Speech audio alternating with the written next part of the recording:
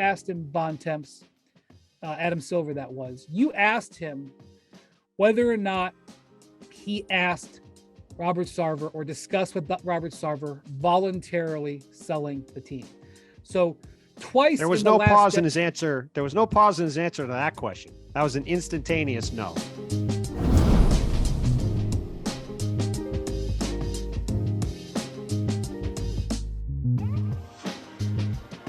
Hello and welcome to the Hoop Collective podcast. We talk about the NBA, which we're doing on Thursday afternoon. Joining me from New York City is Tim Bontemps. Howdy, fellas.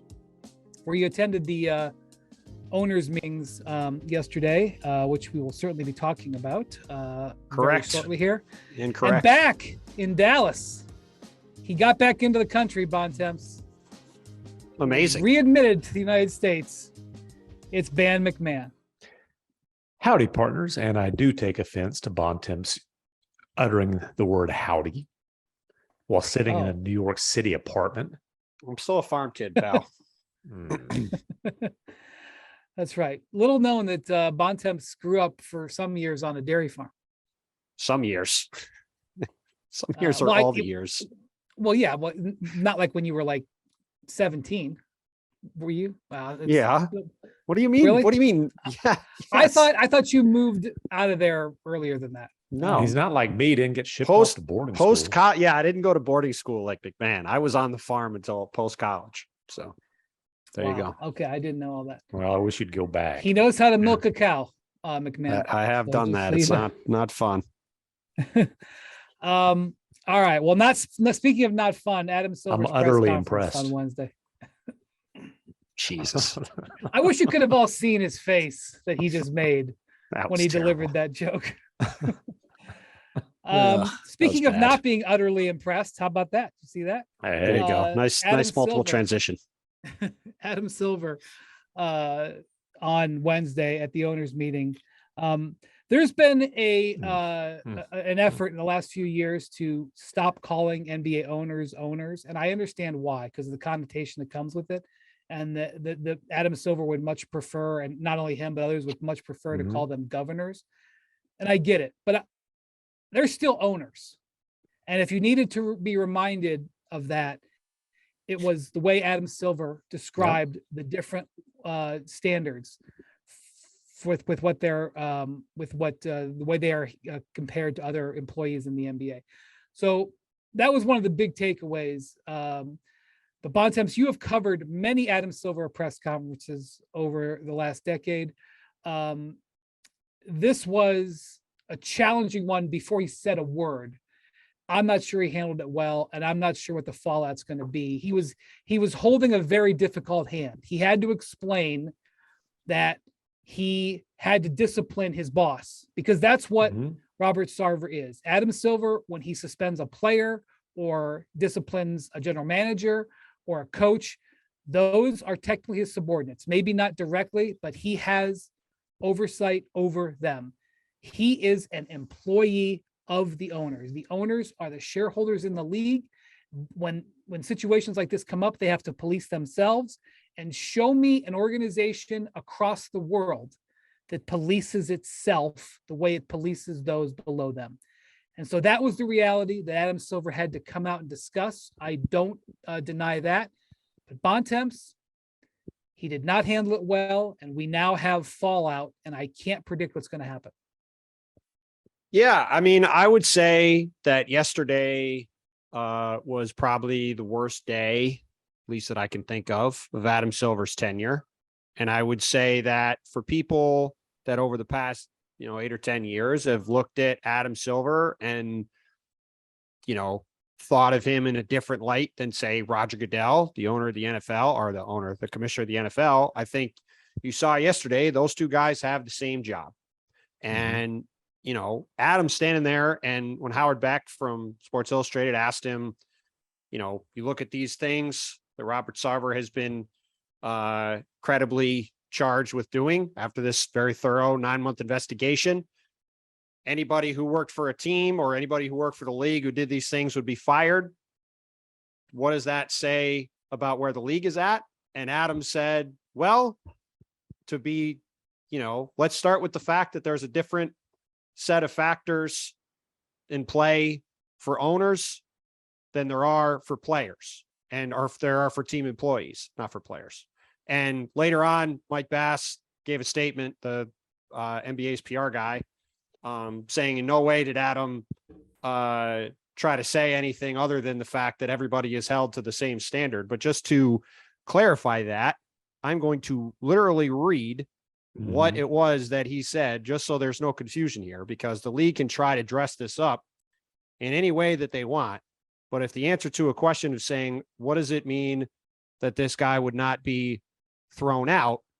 Adam Silver literally said, I want to say, you alluded to it, Howard, there are particular rights here of someone who owns a team as opposed to someone who is an employee.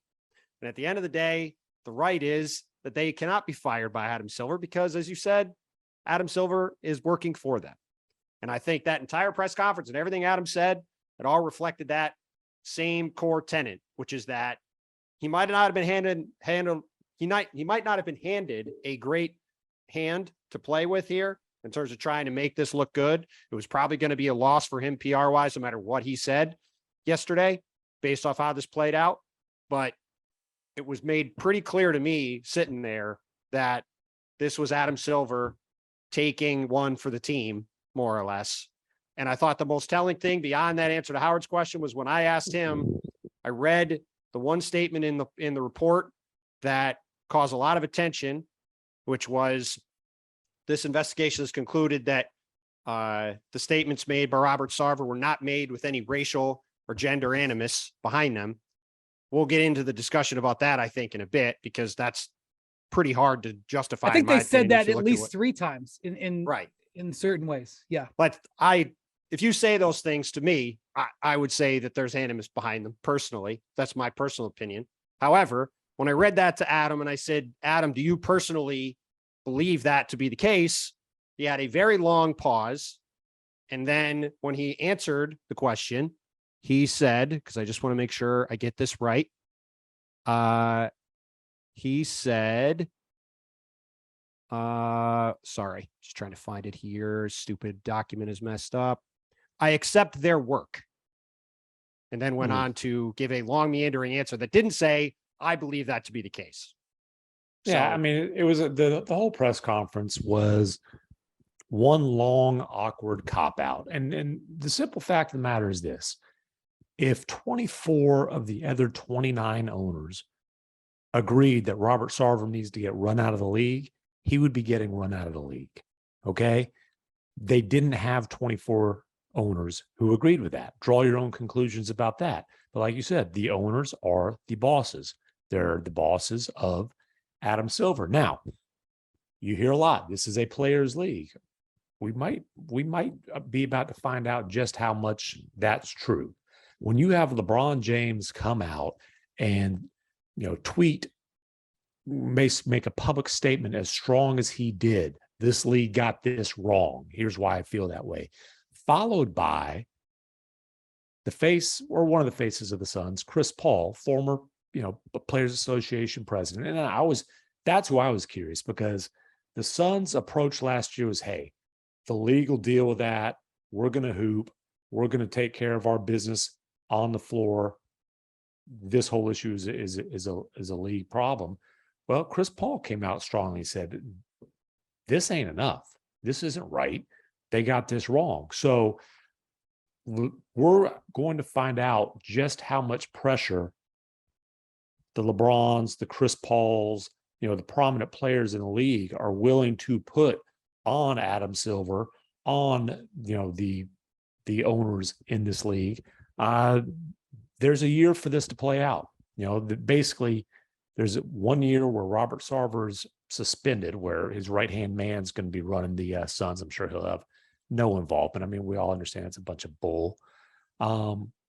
But we'll see. We'll see if Adam Silver, who has a history of caving to pressure from players, how he handles what's in a really tough spot now, because the bosses are the owners, but he does have a history of giving in to pressure from players. Yeah, it's unfair to the players that they have to do it, quite frankly. Right. It's unfair. So I was in Phoenix. You guys may remember if you listen to this pod for a while when the Baxter Holmes story came out. And by the way, the report verified a huge majority of what Yes. Baxter Holmes reported. And I just remember, and look, you know, just like Adam Silver, his boss is Robert Sarver, give or take, you know, one of his bosses, the team president and CEO, Jason Rowley. I remember the statement he made the day the story came out, in which he said, the reporter in this instant has shown a reckless disregard for the truth. He has harassed There was a reckless employees. disregard for the truth, all right, but it wasn't by Baxter Holmes. Right. He has harassed employees and family members, used truths, half truths, and rumors to manufacture a story in which he's heavily invested and perpetuate a completely false narrative within the sports industry. So just because someone of authority says something's not true isn't necessarily the truth. We know that. Okay. So, but it's unfair for the players to now have to apply the pressure. So when I was in Phoenix, there was probably almost no, at that time, it was in November of 2021. Monty Williams had as much capital as any professional, team member in all of Arizona at that time. And he said, we're going to wait for the investigation. And Chris Paul and Devin Booker said the same thing. And I remember sitting in that press conference and going, okay, reached down to my phone and booked my flight home the next day, because I knew they're just going to punt. And I was disappointed at the time that, of course, I didn't expect them to say, okay, this story is 100% true. I didn't expect them to side with ESPN. I expected them to let the situation play out, but they didn't even give any sort of statement that appealed to their coworkers with the Suns, that if this had happened, I feel terrible. They just totally punted. Okay, well, now the investigation comes out, and now they're going to be expected to do something. And so my question is, media day is in 12 days, 11 days. Okay. What's the mood going to be then? And what's going to be expected of them then? And what are they really willing to do? Because like what I remember in the Donald Sterling situation, there was a feeling like, oh, the Clippers might do something here, but the Clippers were like, screw him. We're not letting him derail what we've worked for. And I got that. And so I'm not sure what's going to happen. I do know that the only way that anything does happen is through pressure. It's the owners are not going to do the quote unquote right thing. Every college football season, Goodyear knows the importance of winning on the road. The road will always demand confidence, the confidence to handle whatever the journey brings and to perform under tough conditions. And just like the players and the fans of college football, Goodyear is ready. Are you ready for the road? Visit Goodyear.com to find the right Goodyear tires for whatever road you're on this season. Goodyear, more driven. But something else that you asked him, Bontemps, Adam Silver, you asked him whether or not he asked Robert Sarver or discussed with Robert Sarver voluntarily selling the team. So twice there was no pause in his answer. There was no pause in his answer to that question. That was an instantaneous no. Okay. So let's get that on the record that I can't believe that he didn't. But okay, let's take him for what he said on the record. No, he didn't. Twice in the last decade, we have seen teams be sold by owners following this type of situation. One was Donald Sterling, and it's some nuance here. Adam Silver banned Donald Sterling for life, but they didn't force him to sell the team. There was no action by the owners to sell the team. What happened was his wife, Shelley, went to court, got him declared mentally unable to run the team. She got control of the team, and then she sold it basically out from under him for $2 billion. Although I think at the end, according to what Ramona Shelburne reported in her great 30 for 30, the Sterling affair, which is, by the way, about to be turned into a TV show on FX. They're going to film it starting, I think, in October. And Lawrence Fishburne is playing Doc Rivers. And can't remember who's playing Donald Sterling. It's another big name actor. But anyway, she reported that at the end of it, Donald's like, oh, we got $2 billion for it. Okay. But, and then the other situation was Bruce Levinson from the Atlanta Hawks, who sent a racially insensitive email out to some team employees about procedures at the arena. Bruce Levinson did not have a history, anything close to Robert Sarver or Donald Sterling. He was generally although their ownership group had a lot of infighting. Bruce Levinson was generally well respected by fellow owners, and he sold the team voluntarily.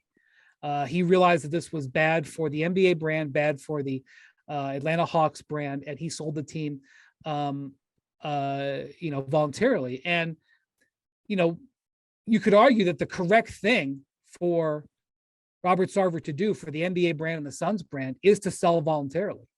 But if Adam Silver didn't even bring it up to him, I don't think voluntarily is coming unless he's shoved to the wall, Bontemps.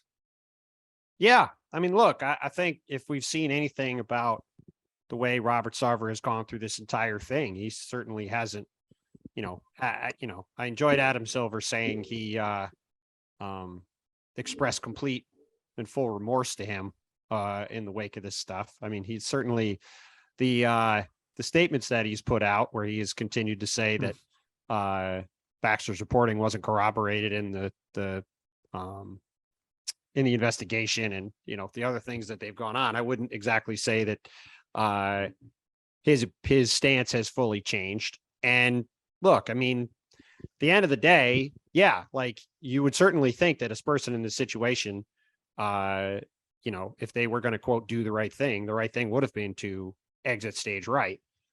Robert Sarver's not going anywhere. That much has been made clear throughout this entire process. And so, certainly the league wasn't going to lean on him to sell the team unless they're put in a position where they feel like they have to McMahon's point.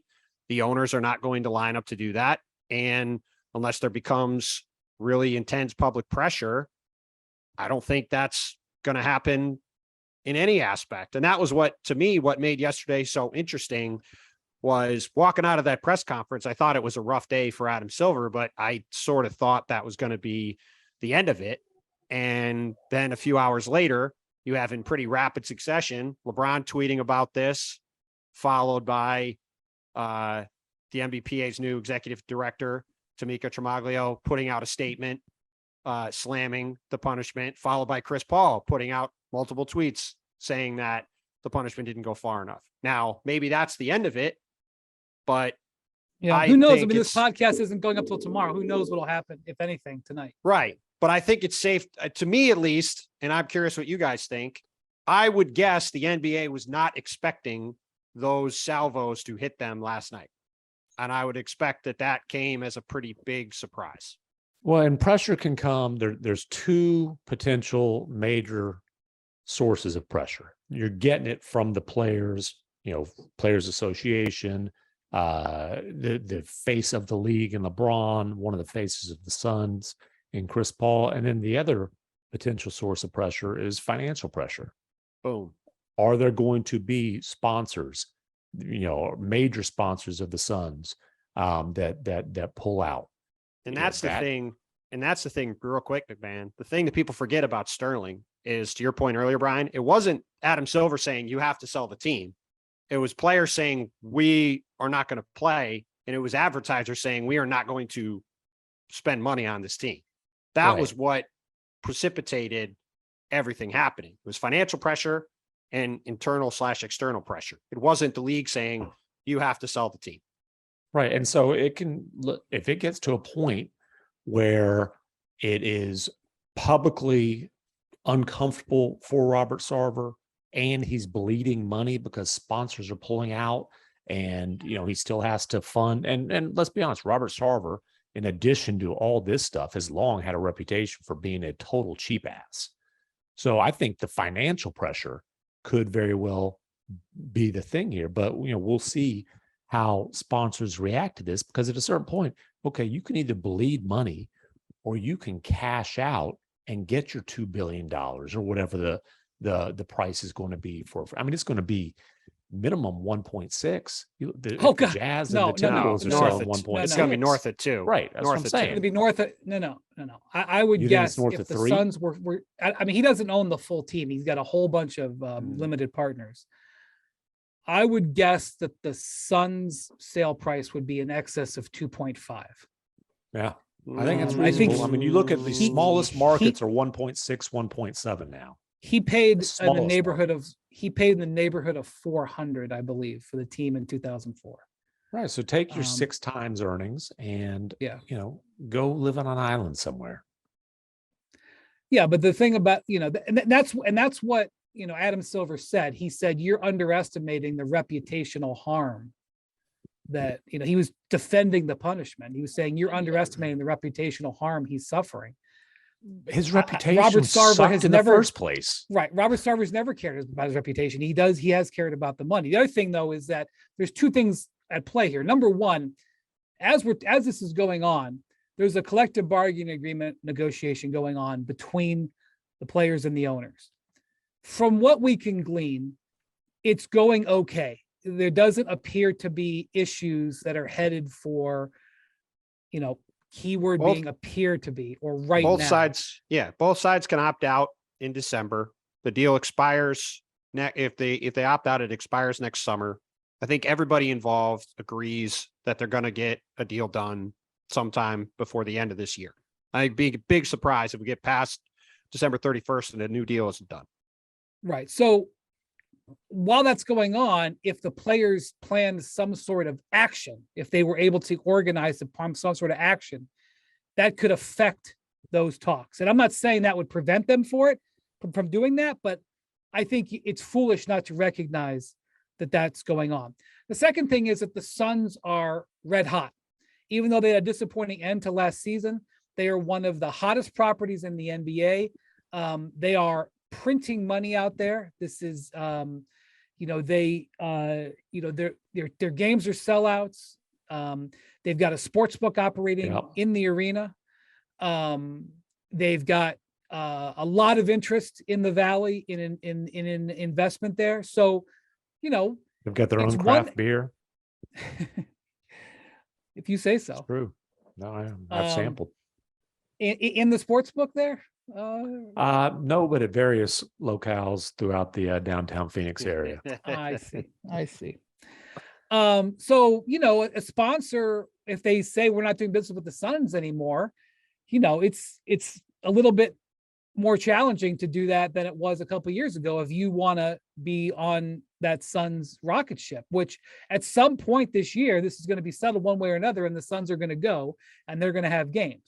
And that's probably what the league is banking on. Now, the reason that the league put this report out when it did is because the owners' meetings were Tuesday, Wednesday. But it has the ancillary benefit of happening in a dead spot in the NBA calendar. Yes, media day is in 10, 12 days, but, this is something that there could be pushback on, and then it passes over. So it could go either way. I really don't know.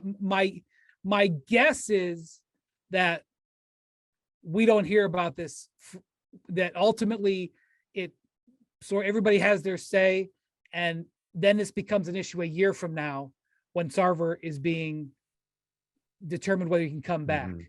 But I could be wrong. Media day will certainly be interesting. And Chris Paul kind of got out ahead of it, but obviously he still will be asked about it. What Devin Booker says and what Monty Williams says at media day. Monty Williams, I know Chris Paul is such an important voice of the league, but Monty Williams is the voice of the Suns. And Monty Williams just signed a contract extension. He's coach of the year, contract extension. He is huge approval rating. He is firmly entrenched in that position. He may never have the backing and authority. Not only that, but his quote unquote boss has been suspended for a year. So in theory, he doesn't have to answer a voicemail, a text message, an email, whatever. He won't see him because he's not allowed on team facilities. So he is in position, should he choose, to lead something one way or the other. Mhm. I mean, I agree. I don't think it's fair for him to lead a crusade, but I'm just saying if he chose, he would be a potential leader in that. Yeah, and Chris Paul could too. I think Devin Booker could too, as the faces of the franchise.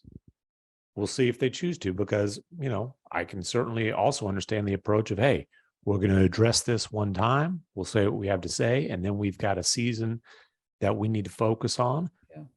Yeah. Last year they essentially chose not to address it, chose to punt it. Now it's And right we're the there. number 1 overall seed. And this year, ultimately, Sarver is going to be gone, and it may be a blessed year for them. In a way. I'm less optimistic about the Suns as a basketball team right now than you are, but that's okay. Well, I'm just saying, like, once however this gets settled, they're not going to have to see him all year. True. So, all right. So I guess to be continued. We'll see, especially on media day. Bontemps, this is a hard turn to trivia, but here we are. Well, if there's anybody who can handle some awkwardness, it's Bontemps. I have to deal with you all the time. I'm very used to it. This week's trivia sponsored by nobody. We're gonna talk to the. Hey, if sponsors pull out of the Suns, we got some trivia for you. We're about to talk about the Portland Trailblazers. So, Damian Lillard is 4th currently among all players in active points per game. Points per game. Who are the 3 players that are ahead of him? And if that's super easy, we'll do the top 10 overall. LeBron, Luka, KD. 2 of those are right. Who's wrong? Luka is incorrect. Okay, there must be is there a minimum, or is Luka not above him career-wise? Durant. You said KD. Yeah. It's a good question. I'm just going by basketball reference. I think that there might be what is the Look at that basketball rep. Oh, wait a second. Do we have a minimum here? Yeah, I think we got technicality here. Career. Oh, we're going by at least minimum 400 games. Okay, because Dame is averaging what? 24.6. Okay, yeah, Luka's at 26.4. Okay, Yeah, so minimum 400 games. I should have included that. Good catch, McMahon. It's not Steph, is it? Steph is 5th. Okay, I thought Steph was a little bit lower. Who? So you got Durant, LeBron, Dame, and Steph. Devin Booker. Devin Booker is 7th. Damn. Joel Embiid. Joel Embiid. Has he not played 400 games? It's possible, I guess. He is not on the list. Let me see if Joel's played 328 career games. Wow. How about them apples? And averaged how many points? 26. Yeah. Just looked 26 even. Okay. Kyrie is 9th. Damn. You're chipping away at the top 10. Who are we overlooking? Anthony Davis. Anthony Davis is 6th. So far, you have 3rd, 8th, and 10th. Is Tatum played 400? Tatum has not. Okay. He's DeMar not on the list. DeRozan. DeMar is 14th. No. There's people yelling right now because they know the answer. Oh, for sure. Donovan Mitchell. Donovan Mitchell, I don't believe has played 400 games either. Not Cat, is it? Can't be Cat. Cat is 8th. Damn. So you're missing 3rd and 10th. We are clearly overlooking somebody who is very clearly overlooking somebody. Brad Beal. Bradley Beal is 12th. Jeez. The 2 guys left were teammates. Paul George. Paul George is 15th. It's not it. He doesn't score that much higher. Now you've only missed a 3rd, 10th, and 11th out of the top 15. Giannis got off to too slow of a start. Giannis is 13th. Yeah. The 2 guys Jimmy left Butler. in the top 10 were teammates. Jimmy Butler is not in the top He's far down. He's 30th. I'm just guessing at this point. Two guys left. The two guys in the top 10 were teammates. Joker, Jamal Murray. That can't be it. They both won MVPs. Russell Westbrook Russ and would rank that high? Harden. James Harden. Russell Westbrook is 10th, and James Harden is Oh, third. we didn't say Harden. That's embarrassing. We're gonna delete this. I thought you'd get the top 3 really quick, and McMahon rattled them off, and then just if I know, I just didn't. Harden. I kind of didn't hear. Totally forgot about Harden. I should have checked the rate stat first though, but because 400 games is basically 5 full seasons, so it counts for. That was kind of embarrassing, to be honest with you. I don't care anything happens. I can't believe we didn't say Harden. All right. That sound has to make you smile. It's the sound of another sale on Shopify, the all-in-one commerce platform to start, run, and grow your business. Shopify gives entrepreneurs the resources once reserved for big business, so upstarts, startups, and established businesses alike can sell everywhere, synchronize online and in-person sales, and effortlessly stay informed. Scaling your business is a journey of endless possibility.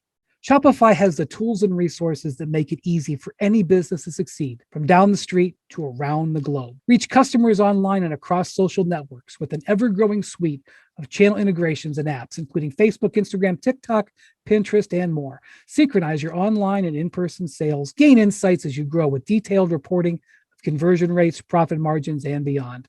More than a store, Shopify grows with you. This is Possibility, powered by Shopify.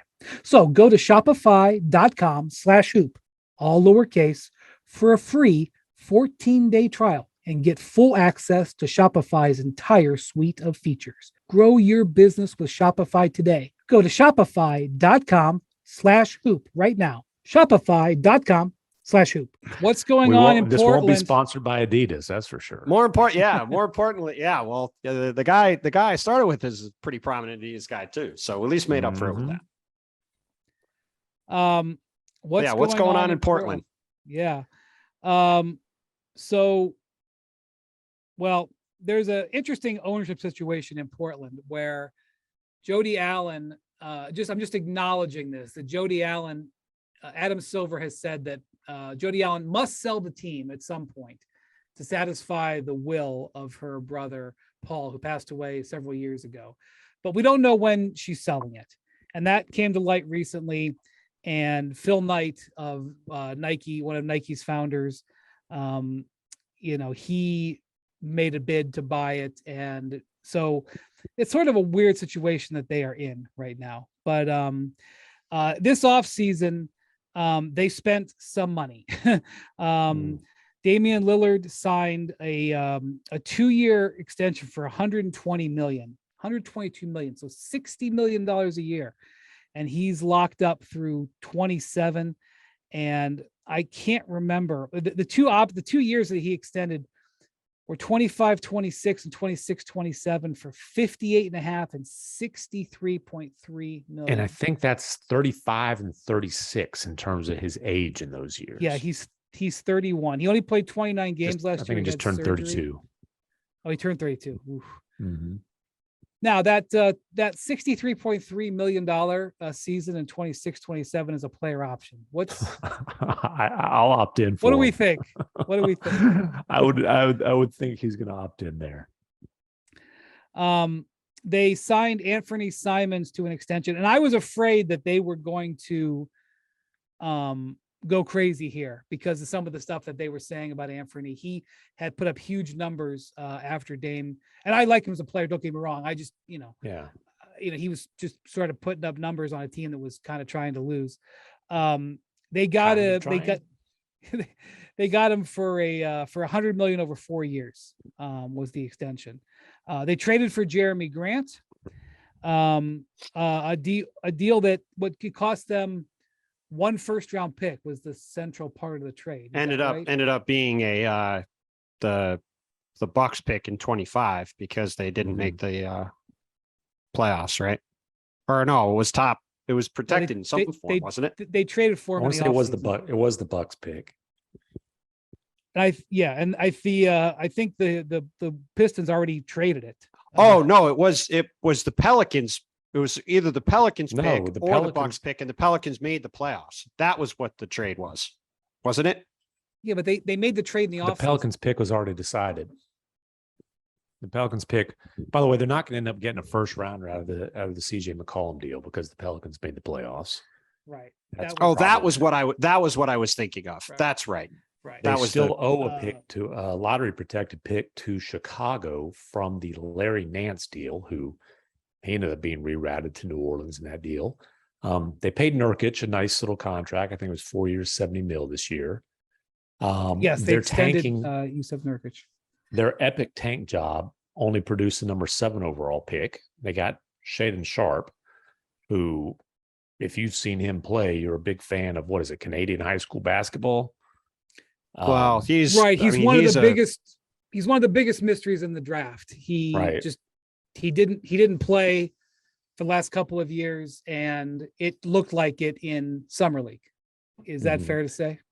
Yes. Well, he And- played 4 minutes in summer league and then hurt his shoulder and then was out for the rest of summer league. That's right. He only He played didn't one even game. play. That's Right. right. Yeah. Okay, So that's what it was. the Blazers, they've got some pieces. Sharp, Anthony Simons. You can throw Keon Johnson in there. They got some. Tell you who else you could pieces. throw in there. Tell you who else you can throw in there too is Jabari Walker, son of Samaki Walker, who our guy Mike Schmitz drafted with basically the last pick of the second round in this year's draft, and who was a stud at summer league. Looked pretty good. Okay, so they've got some pieces for the future, but they're basically a team that's in win now mode, and the ceiling's not very high. They're an expensive team in win now mode who they're a play-in team, but I don't see any realistic path for them to get out of the first round. They also signed Gary Payton this offseason away from the Warriors. And, We're and they have talking a about pretty- the offseason moves. They have a pretty good team, but they're sort of to your point, McMahon, like we talked about Sacramento recently for this segment, and they're sort of a supersized version of Sacramento, right? Where Mhm. like this is to me a significantly better team than the Kings. That's why I think the Kings are sort of in their own tier and 11th in the West. Like they're just Right. they're going to need help to get into the play-in, even though they made some okay moves this summer. But to your point, like you look at Portland and they're right in the mix to me with the Lakers and maybe New Orleans, like kind of in the 8 to 10-ish range. Yeah, somewhere 7 to 10 in the somewhere in that West. playing range. But to your point, like Shaden Sharp is going to have to become a monster player. Mhm. Like that's their one ascendant piece. And he could be the best player in the draft. Like he's a monster toolsy prospect. Like it could work out, but you're talking about a guy that's probably going to need some time at minimum if he's going to become a really good player. And your best player is already in his early 30s, is a small guard, is coming off abdominal surgery after not looking great at times last year before the surgery. Now, he says that's fixed a problem that's been there for a while. And we all love watching Dame play. Certainly expect Dame to still be really good. But, that's sort of a tough line to walk where you've got a team that's built to be pretty good. But if your ceiling is maybe getting out of the play-in, you're just going to be kind of stuck in purgatory for a while. I think what they found out was that the Dame CJ as the core of your team that had a ceiling on it. And their ceiling was they got to the Western Conference Finals once and they got swept. Other than that, they were pretty much first round fodder almost every other year. And in a few of those years, they were swept in the first round. Yep. And basically this team's kind of signed, CJ's out, Anthony's in, and I don't see just a whole lot of difference. And, so much of the discussion around the Blazers over the last 2 or 3 years has been, is Dame going to stay? Should Dame stay? Should they blow it? Well, that has been decided. Dame wants to spend his whole career there. They, supermaxed him as far out as they could. Hey, if he's happy spending his entire career in Portland on teams that are somewhere between pretty good and very good, but not legitimate contenders, okay. Listen, a guy, he's going to be a Hall of Famer. He's going to make almost $500 million, $1 billion in just an NBA Yep. salary. Like franchise blame the icon, guy. best player in the history of the franchise. There's a lot of cool things about that. Yeah, like there's plenty of NBA legends who don't have rings. I just think Dame is destined to be one of those guys. And there's nothing wrong with that, but I just have a hard time looking at the Blazers and seeing upside, real significant upside for the rest of his career. So I'm not going to pay too much attention to their offense last year because Dame only played 29 games, and also they were tanking at the end. They were a bottom 4 offensive team, but they ranked second to last in defense. And so, and Chauncey Billups, we don't know a whole lot about him as a coach yet, but Chauncey Billups was a first-class defender his entire career. Mm-hmm. And so you would think that a Chauncey Billups team would be a good defensive team. They were a horrible defensive team. And a lot of that had to do with personnel. So, okay, they've invested, $600 million in Damian Lillard and Anthony Simons, 2 small guards. So that's a problem. So what do? Okay, they go out and get Jeremy Grant, who, when he's healthy and playing well, is a plus defender, can defend multiple positions. They signed Gary Payton. Again, a good defender, can defend multiple positions on the perimeter. So they invested in improving defensively. And if the Blazers Josh Hart's are going, a defensive improvement. True, they traded for Josh Hart. They could have cut Josh Hart. They had the option. He had a non-guaranteed contract. They did not do that. So Josh Hart is there as well. So they've invested in Josh Hart's pretty much the core piece that they got back for CJ McCollum at this point, right? Is that fair to say? Yeah. So they used some of the assets to get Jeremy Grant. If Joe Cronin, their general manager, was here, he'd say, well, we also traded for Jeremy Grant. So that's just to be fair. But the only chance this team has of taking a step forward and, outfoxing the teams that were back there with them that are trying to ascend, like the Lakers, like the Kings, is that they have to get much better on defense. I don't think that they're equipped to be a top 10 defensive team, although, I guess stranger things have happened, but they can't be 29th again, because if they're 29th again, they're going to be right back in the lottery next year. No question. And the other guy that we haven't mentioned, who I'm really interested to watch this year, is Nasir Little. He really started to come on last year during the middle of the season. Then he had a shoulder injury, missed a big chunk of the year. But as a big athletic wing, you have him and Jeremy Grant playing the 2 forward spots. Like you mentioned, Brian, you can have Gary Payton come in and replace either CJ or either Dame or Anthony Simons and have another plus defender out there with either Dame or Simons handling the ball. Like that's at least the foundation. Plus you have Hart coming off the bench. That's at least the foundation of a team that has the ability to play both ways, in at least a good a fashion as the teams with Dame and CJ that, were legitimate teams that could get to the second round of the playoffs. It did, through a bit of a fluky path, but still got to one conference finals, like had some playoff success. My question is, I think CJ McCollum, while maybe a little bit overrated over the course of his career, is a really good player.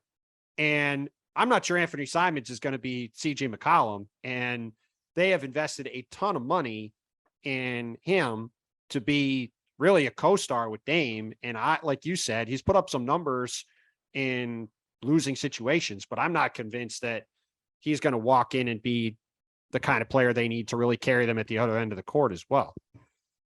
No, and I think they're a competitive team. I just think they're a 3rd-tier team. They're a play-in type of team. And it's funny because Dame has had some of the best playoff moments of any active player. I mean, you talk about the bye-bye shot to basically, put a fork in the Thunder in that era of the Thunder. Who's had better playoff moments than Dame, like collectively? Yeah, I mean, certainly, you can Steph point Curry. to, Steph Curry, LeBron, like the guys who've won multiple, Kyrie Irving hitting that shot in Game 7. No, I mean, if you're saying I'm talking about like having 3 or 4, like obviously like one, Giannis's Game 6 of the finals supersedes it, but yeah, the he's guys had 3 or 4 incredibly memorable moments. Well, and the 2 series ending walk-off, buzzer-beating, goodbye 3-point shots, they're iconic moments. But that's also 2 of the 4 playoff series that he's won in his career. There's only been 3 years in his career that he's gotten out of the first round. He's a decade in now. And I don't know if he's getting out of the first round again. It's like we keep Maybe doing they this. can win the in-season tournament. Yeah, possible. Hey, maybe they mean, can. Maybe in they all can serious- celebrate a play-in championship like Dame's old pal Pat Bev did in Minnesota. I don't know. I am, obviously the in-season tournament again was a very minor part of this press conference that Adam Silver gave this week. Clearly, the in-season tournament is going to happen. It's probably going to come in the CBA this fall because they have to come to an agreement with the players on it. You have to collectively bargain it. The Blazers are the kind of team, though, that I do think that concept is built for. Like a team that's trying to win, that in the NBA, like just doesn't have a path to winning a championship. Like Damian Lillard has no path to win a championship in Portland. But like if you win this in-season tournament, down the road, potentially that is something that is seen as a accomplishment that you put on the ledger at the end of your career. You won 4 Bill Russell Cups or whatever they decide to call this thing. Like I am curious to see kind of what the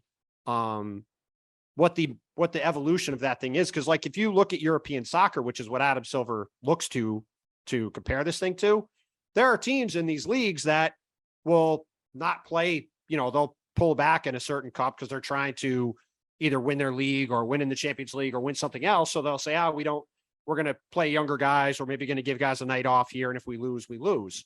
Like, I will be curious to see sort of how teams adapt to this thing and try to attack it, because it could be something that is seen as a really cool thing down the road. The thing about European soccer is that there is the reward for those other competitions is to win the competition itself. What you want is to say we held the trophy this year. Right. What we don't know about the in-season tournament is what the reward incentive is going to be. Maybe it's going to be money, and okay, fine. You think Dame is going to get excited about money? He's got $500 million. He seems to be pretty excited about money consistently. Yeah. So the thing is, like, what can you give that's not outrageous? Like you can't give a guaranteed playoff berth, I don't think. But what can you give that matters? And I'm sure they've had a lot of brainstorming sessions, but that would be interesting. That'll be interesting. We'll be talking about that more in the future. So, all right. Well, the Blazers will be a team that what they deem as a successful season will be different than the rest, and they're playing in a conference where they're going to have to bring it just about every night. And so, again, like I said this about several teams this year, they could have a really successful season by what their talent level is and still not get what they want, because that's the way the league is set up now. Okay, before we go, I want to talk about, I made a trip to Cleveland this week to have a sit-down interview with Donovan Mitchell. Donovan was, just for the record, I didn't ask for the photo. Okay, the Cavs asked for the photo, and Donovan was happy to do the photo. What's going on in Cleveland? Photo ops. He had sweatshirts made of your iconic moment. Yes, I gave him permission Wendy, for the trademark. If I don't get a sweatshirt, I might boycott the podcast. Well, you have to speak to Mr. Mitchell. I don't have a supply of the sweatshirts. You have to speak to him. Clearly, you've got it in there. But so double XL hoodie, please. You skip right by giving you one. You skip right by that. Just skip right by. Not going to do it. What do you mean? I don't have them to give. Well, you'll have to. I feel like you have connections. Mitchell. I'm with McMahon. Well, anyway, there's a lot of excitement in Cleveland. As I like to point out, I've said this before, but I'm just going to reiterate it. They haven't made the playoffs without LeBron since 1998. The idea that they're going to have a team that is competitive without LeBron James is something that nobody in the, who's, younger than 48 can possibly remember. So been 30 years this year since they won a playoff series without LeBron James. Yes, I was in 98. It's 93, right? Well, no, they made the playoffs after that, but they haven't won a series okay. since 92, 93. At my 8th grade graduation party, we watched the Cavs lose to the Bulls in the Eastern Conference Finals, 1992. I want to look up something quick while you're setting this up. So anyway, one of the things I got to do when I was in Cleveland is watch the Cavs. The Cavs kindly let Woj was there too. He did a podcast with Donovan. You can listen to that on the Woj pod. we got to watch the Cavs go through a run, pickup game. And it was Donovan's first pickup games with his Cavs teammates. And, when you're watching out there on the court, it's like, it's a pretty good team. You got Garland, you got Darius Garland out there. You got Evan Mobley out there, who was just wickedly blocking a couple of the younger Cavs guards who they have, wickedly blocking them going to the basket, with complete no emotion whatsoever. Just they come in and he just doesn't even change expression on his face and just viciously blocks it. Jared Allen, Karis LeVert, almost their entire team was there. Like, I don't want to go too far down the roster, but like Dean Wade looked good in the run that I watched. And one thing that I was interested about was they had two courts going, and they were scrimmaging on one court, and on the other court, Ricky Rubio was there. And Rubio signed with the Cavs, re-signed with the Cavs over the summer. He tore his ACL. I think it was in late December, early January. He looked good. Now, I am not a physical therapist. I am not a doctor, but he had no brace on his knee. He was doing full court work, strength work. I mean, he's obviously not going to be ready for opening day, but I don't think he's like February. I think based on what I saw, he's a lot closer than I would have thought. And so they're looking forward to getting him back too. And so just a lot of optimism in Cleveland. And in talking to Donovan, he definitely talked about the Jazz. He did not agree with Danny Ainge saying that the guys didn't believe in each other. And his big thing with Ainge was he was only here for 6 months before he decided that. We obviously didn't think the Jazz believed in each other we didn't use those words, but I respectfully listened to him. He was on the team, but I didn't have I understood why the Jazz made the deals that they made. They had a team that paid $20 million in luxury tax last year that finished 5th, and the 2-star players didn't have great chemistry. But they got bounced in the first round by a team that didn't have a superstar for the first 3 games of the series. It was time for Utah to blow it up. Yeah. But look, obviously Donovan wasn't thrilled that Danny Ainge said that. We talked about that. We talked about the Knicks. He said something interesting. He believes, and I mean, a handful of people would know whether this is true or not, and maybe we'll find out in the future. He believes that he was very close to being traded to the Knicks. Like the deal was almost done.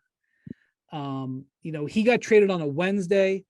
The Monday of that week is when the Knicks elected to come to terms with RJ Barrett, which effectively ended their talks, the Jazz and Knicks. On that Sunday, he thought any minute his cell phone was going to ring and say the deal's done. And so he told me he had specifically not wanted to get involved. He was totally staying out of it. He was working out on his own with his trainer. He was playing with guys, and he didn't want to go to the day by day but yet he allowed himself on that Sunday to think, I'm going to be a Knick very, very soon. And for some reason, he believed that it was like about to happen. And I don't know how close it was, but him talking about that, I don't think probably thrilled Knicks fans.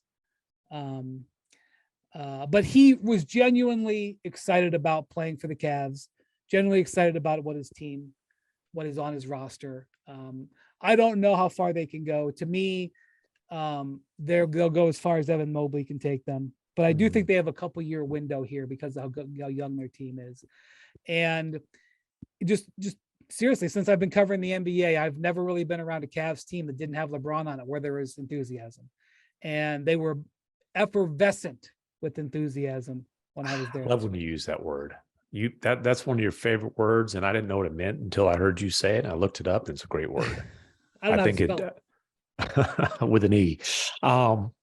No, I think it describes and look, the reason the Cavs are willing to put these chips on the table and willing to be this aggressive is because what the core that's still in place that they've added Donovan to, what that core did last year was, give them that franchise a big boost of reason for optimism. right? They didn't make the playoffs last year, but people thought they were going to be a mid to high lottery team. And, they were when Rubio played last year, they were 20-14. Darius Garland took a step into being an all-star. Jared Allen, same thing. Evan Mobley, if he was rookie of the year, nobody would have blinked. We ended up runner-up rookie of the year. Certainly looks like a superstar. Now you add Donovan to that core, without really giving up any pieces that were major parts of him winning. No disrespect to marking him, but we've talked about it was just an odd fit positionally. Obviously, Sexton got hurt last year. I know the Cavs don't regret anything about the trade, but I do think the Cavs thought that Markkanen was on the verge of making a bit of a jump. I'm not saying I agree, but I'm just telling you, he did have a great summer for Finland. Oh, for sure. But they talk about Markkanen in very glowing terms. And, I'm sure they do it. He was part of the trade that brought in Donovan Mitchell. I'm sure that's why they do. I'm just telling you, listen, the Cavs their like small their forward Markkanen experience. Their small forward rotation was hot garbage last year, and it's hot garbage now. I mean, true. Listen, you mentioned Dean Wade before.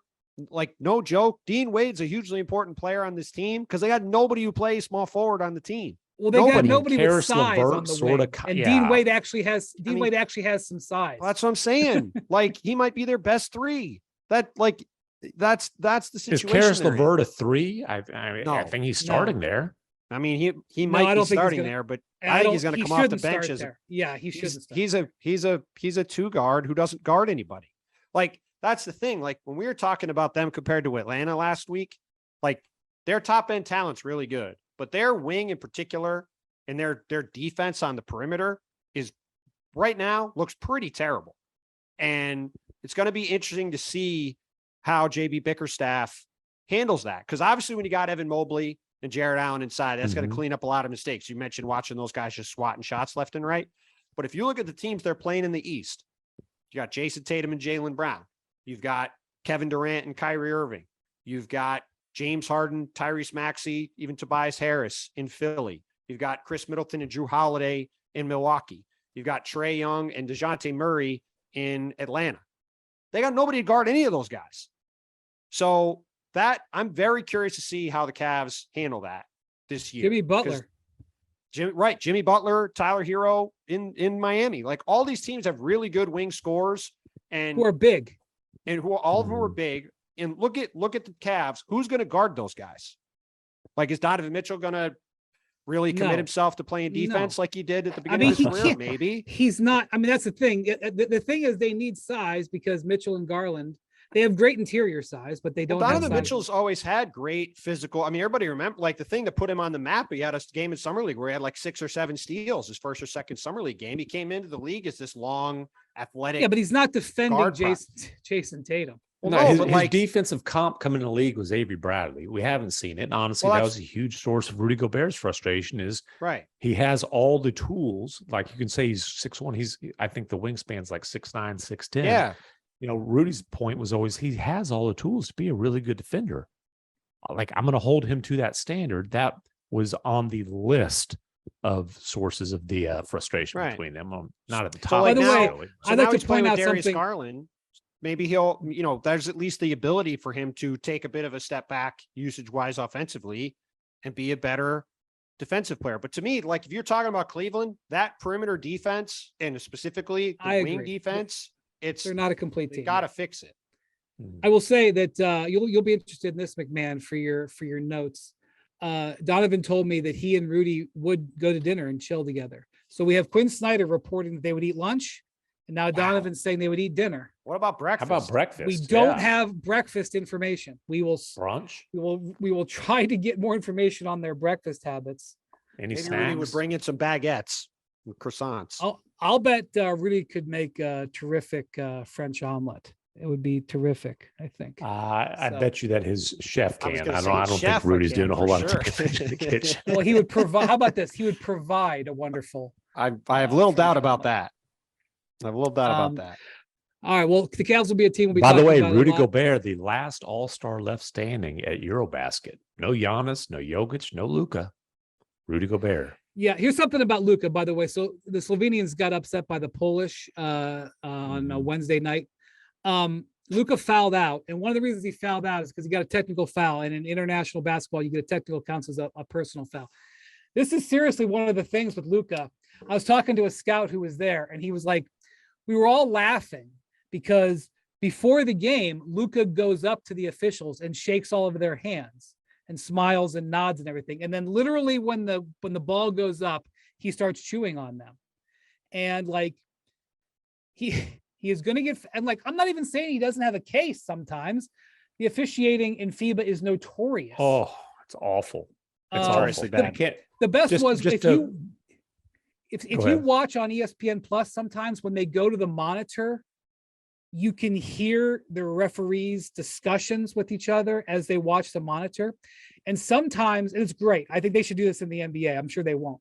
But sometimes like they're completely on different pages of each other, even watching the replay. It's incredible. But Luka has got to calm down. He's got to calm down.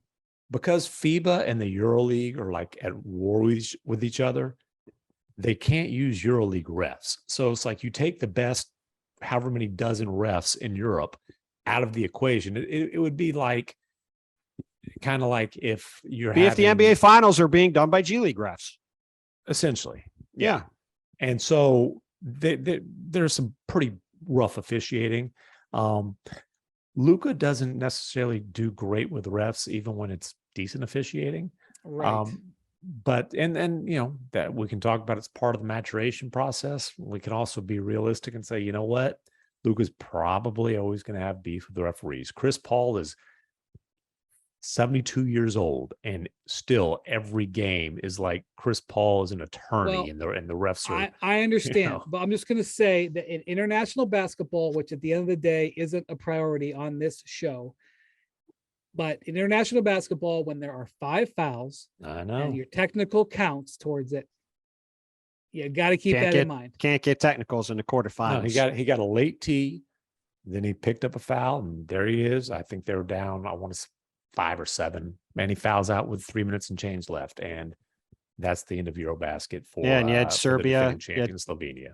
Yeah, it's Serbia, Greece, and Slovenia already out, which, by the way, bonus trivia question. You know, the last time, because Slovenia and Serbia played in the championship game in 2017, as I'm sure the guy writing the book about Luka knows. You know, the last time the 2 teams in the finals of Eurobasket were the same 2 teams, 2 tournaments in a row. I'm going to guess it was Spain against somebody. Nope, it was the former Yugoslavia against the former Soviet Union 45 years ago, which shows you how insane these tournaments are. And if people are surprised when they hear, how did Giannis lose and how did Luka lose and how did Jokic lose, these tournaments are always a crapshoot. So there you go. I'll bet the officials were a little nervous in that game for various reasons. Yugoslavia won both those games, both those tournaments, by the way. Of course. The Russians were nothing until David Blatt showed up and led up to the bronze medal. Yeah, Arvydas didn't do anything. I do think they might have won the gold in 72. A perfectly legitimate gold medal in 1972. Yes. All right. Thank you for listening to the Hoop Collective podcast. Thank you, McMahon. Thank you, Bontemps. Thank you to Audie Jackson and Bruce, our producers. Have a great weekend, everybody. We'll talk to you next week when Bontemps, McMahon, and I are all going to be together in Los Angeles. Good God. Ooh, boy. We're going to buy Bontemps dinner. That's right. Oh, you do? Right. Why? What was that then? No, remember the playoff fantasy thing. That's right. I don't recall, Senator. And when I say we have to buy him dinner, it means that I'll order something and we'll use your credit card. What are the parameters? What's the per diem that he's allowed to spend? Well, Bontemps, like fancy dinner for Bontemps just means that like you actually sit down instead of ordering at the counter.